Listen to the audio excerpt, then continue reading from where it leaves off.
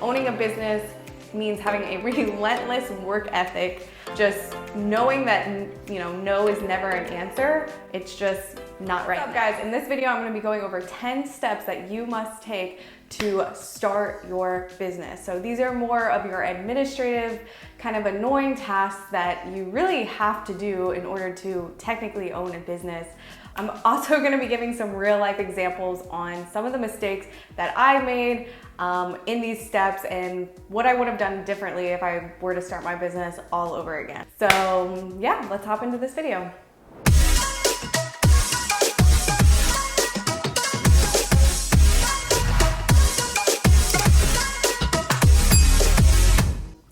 What's up, guys? My name is Hannah Gardner, and if you are new to the channel, I talk about mostly e-commerce and how to sell things online.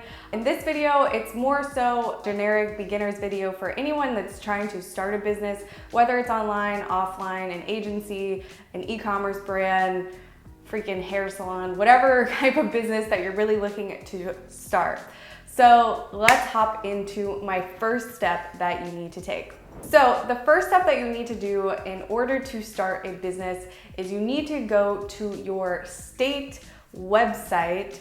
So in the state of Florida, the website is called sunbiz.org, the Florida Department of State. So you need to go to the Department of State website for your specific state and register your business. So this is where you choose your business address, you choose the name of the business, and you decide what type of business that you want to open. If you're a small business, you're most likely going to start a single member LLC. Really just, research the different types of businesses and choose the one that is best for your business model.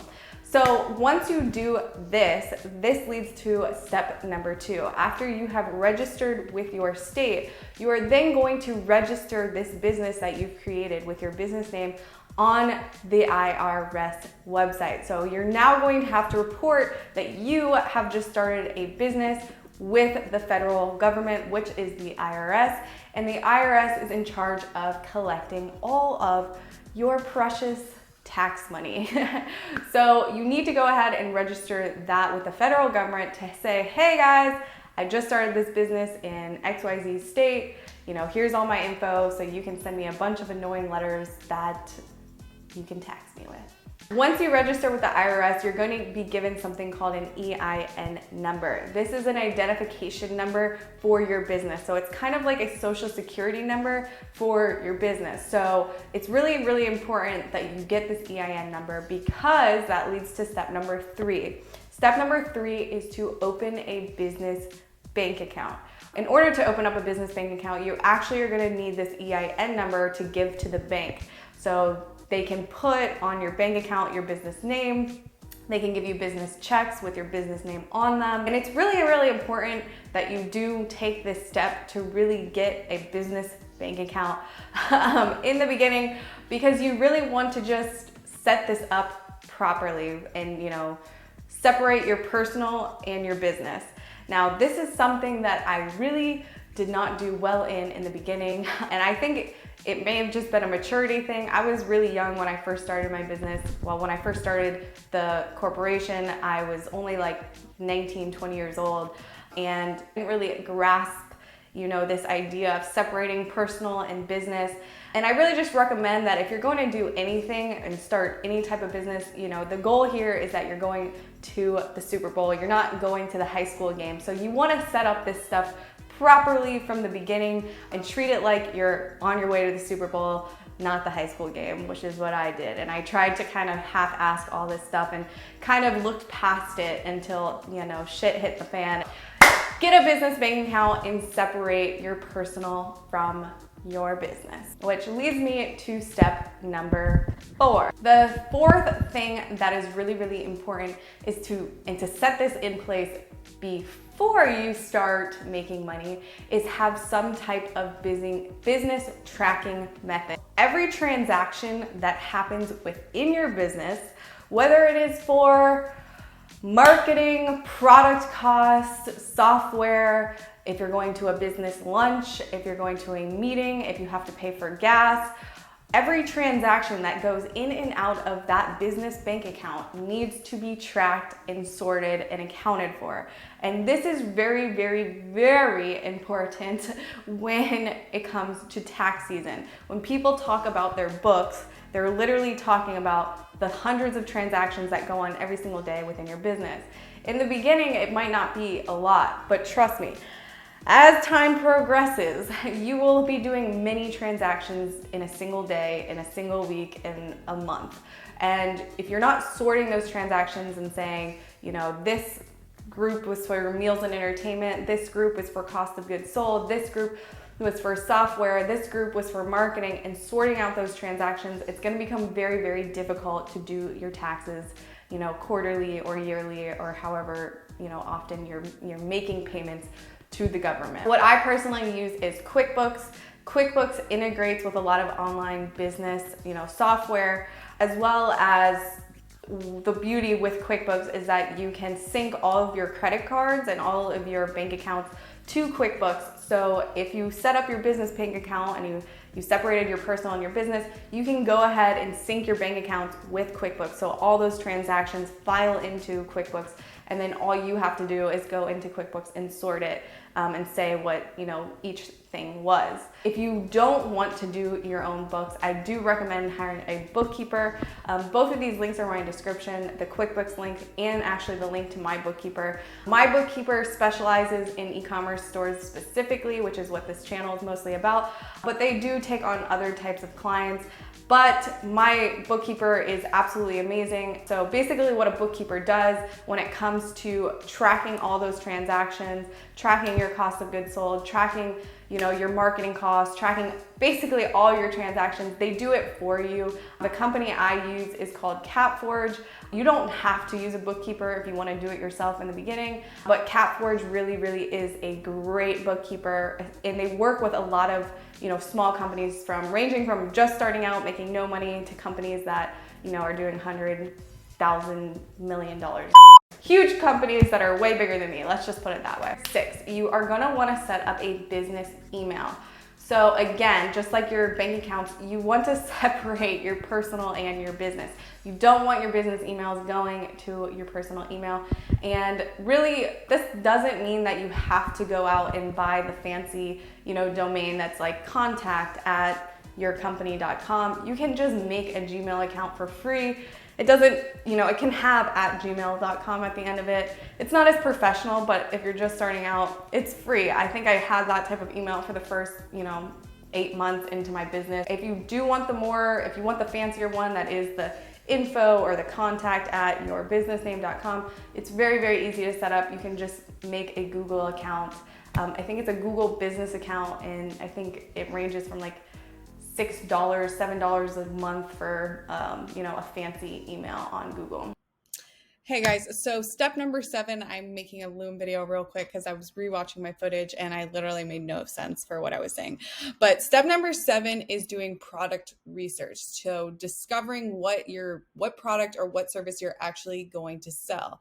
And now there's a few really, really important key notes that you want to take note of with this step, because there's 2 types of people that come into entrepreneurship that just say, I'm going to sell this product or service, right? You have the person that comes into the space trying to reinvent the wheel. So they're trying to make a product or create a service that doesn't really exist yet. Like there's no blueprint. Nobody else is doing it. You're basically, you're doing something completely different. And then you have the entrepreneur that's not really trying to reinvent the wheel. They're kind of seeing what other people are doing or what competition's doing and just either recreating it or finding a way to do it better. And so both of those are fine, but there's some things that you have to understand about choosing and doing research about the product or the service that you're going to sell, right?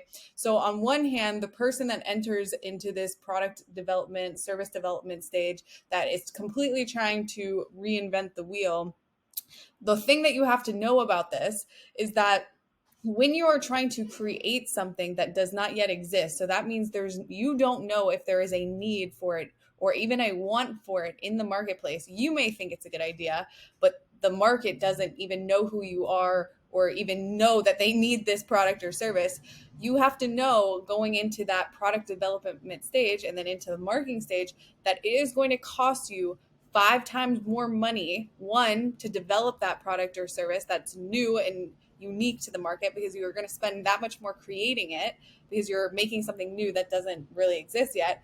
And then two, you're also going to spend 5 times more money proving yourself to the marketplace, to the people that you're going to be selling this product to, right? Because one, we don't know if there's really a need yet, and two, we don't really know if there's a want yet. And you don't really know that until you go to the marketplace and you just start launching your product or your service.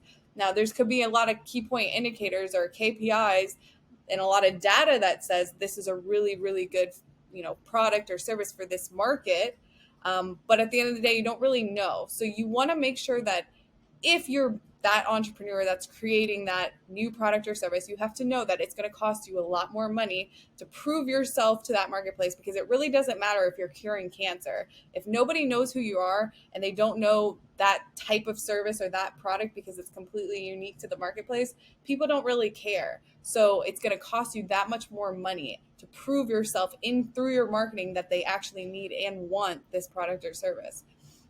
So you, like I said before, you want to make sure that you're doing as much research, collecting as much data, whether it's taking surveys, asking people, networking, doing, launching like a beta or something really small where there's little risk, to make sure that there's some significant data that says, hey, this is actually going to work, because you have to know that you're going to spend way more money than the other entrepreneur who is not really reinventing the wheel. They're just doing something that their competition's already doing and doing it better. They have a better selling point, or they're just literally doing something because it's really trending, and they're not doing anything ingenious. They're just they're following trends and they're launching a product that they know will work. Leggings and yoga wear is a really good example of that. People that go into sell yoga wear, right? Like, there's a huge need for it. There's a huge trend going on right now with yoga wear and fitness wear. It's a little bit saturated now, but it's a huge one. So you either are just figuring out what your competition's doing and doing it better, but at the end of the day, you know that as long as you do it better than your competition, you're going to sell. So the risk is very minimal, because there is a need and a want for yoga wear already that exists. So with that, you need to make sure that you're doing a lot of research on your competition to make sure that you're beating your competition on marketing, on price point, on value, on quality, on whatever that product or service is that you're beating your competition. And if you know you can beat your competition, then you know that this will work. So those are the things that you want to think about in the product development planning stage before you just jump in and start investing a lot of time and a lot of money on your product or service that you're going to sell. So now we're going to go into number 8. The number 8 to this is, through that product research process, is then discovering to what avenue am I actually going to offer this service. So what sales channels? Does that mean that I am going to sell through social media? Am I going to sell through a website? Am I going to have a physical location? Am I going to have a food cart? What sales channel are you going to use to sell your product or service? So discovering what you believe is the best sales channel. So you want to have that decided. So with e-commerce, a lot of times it's through a website, sometimes it's through eBay, sometimes it's through Amazon, sometimes it's through Etsy. There's different sales channels. Sometimes it's straight through social media that you can decide. So choose the strongest sales channel that you believe to launch with. Now, with that being said, you might discover later on that the sales channel that you chose actually isn't the best sales channel, and you have to alter that. But for at least starting, you need to decide and kind of do your research on what is the best option for you. And again, this applies to online business and offline business. So does that mean offline, setting up a store location next to a mall? Is that the best option with the best foot traffic, or is it somewhere by the beach, whatever, at a different location? Doing that research up front. Okay, step number 9 is creating a marketing plan. So once you have created your minimum viable product, you have chosen your sales channel, then you want to discover what is the best marketing plan for that said sales channel. So if you're selling online on a website, am I going to use social media to sell? Am I going to use Google Ads to sell? Am I going to use influencers to sell, right? There's so many different ways, so many forms of marketing for each type of sales channel. So if you don't know those forms of marketing, do your research. What type of marketing can I do on a website? What forms of marketing can I do on an offline, store location? What does that look like? How do I get people there? So, asking yourself all those questions and really trying to formulate what plan of action you're going to immediately take once you've set up your store and created this plan. Number 10, now we're moving on to the last step that I think that every business should have, whether it is offline. If it is offline, I still believe that every single business should have some type of formal website. So as you know, on my channel, I do e-commerce and I talk about Shopify a lot. Shopify is by far the best platform when it comes to selling physical products online, which I am an ambassador for them. The link is in the description. I have many tutorials on Shopify, but if you don't do, online sales for physical products and you offer a service online, you should still have a website that is a cultivation of all of your content, all of your blog posts if you're writing blogs. Social media should be on your website, about you section on your website. If you're looking for clients, they should still have some type of landing page where they can get to know you on a professional level. And some of those other website hosting softwares look like Squarespace or Wix. There's a lot of really easy drag and drop website builders that you can use that are not, geared towards e-commerce.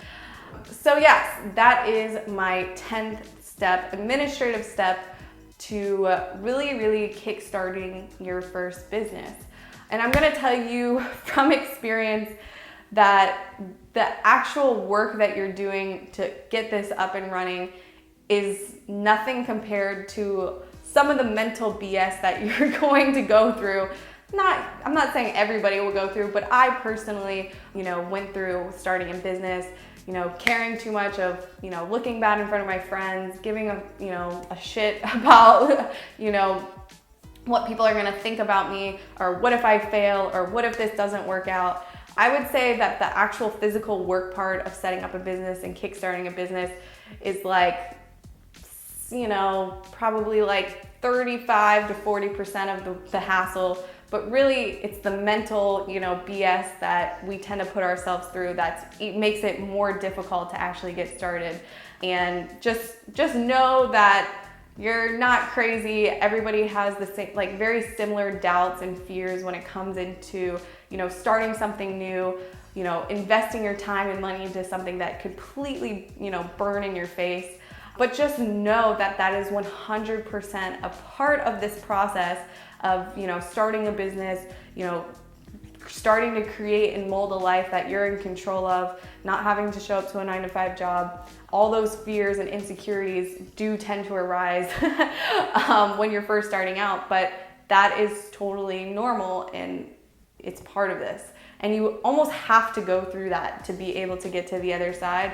And all it really does is just know that all it really does is makes you that much stronger as an individual, because the people that really do keep persevering and find success later on, they built a thicker skin that most people don't have. Owning a business means having a relentless work ethic, just knowing that no is never an answer. It's just not right now. So even though something didn't work out, or say you're trying to get clients and you had 100 no's that month, everyone's saying no, nobody wants to buy your product, no one wants to buy your service, that doesn't mean that it's not gonna work. That just means that you have to keep pushing to figure out what problems you have to solve, or how to make it better, or what questions you haven't asked yet, right? And so the people that really push through that wall and keep pushing to discover those questions and then discover those answers are the ones that really end up having that thick skin. And the more you do it, the easier it becomes at just feeling like you look silly, or like that insecurity just kind of dissipates over time, because your skin just gets so thick. That sounds super weird. Just that you have a nice hard shell around you basically, and you don't really care. You stop caring what people think, and you just take massive action every single time. And it just becomes easier to take action as you keep doing it and as you keep, failing and then learning and then growing, failing, learning, and then growing. It's so part of the process. So just know that and keep moving, keep moving forward. I hope you guys enjoyed this video. If you got any value out of this video, please go ahead and subscribe to the channel because I'm putting out videos regularly, and I'll see you guys in the next video.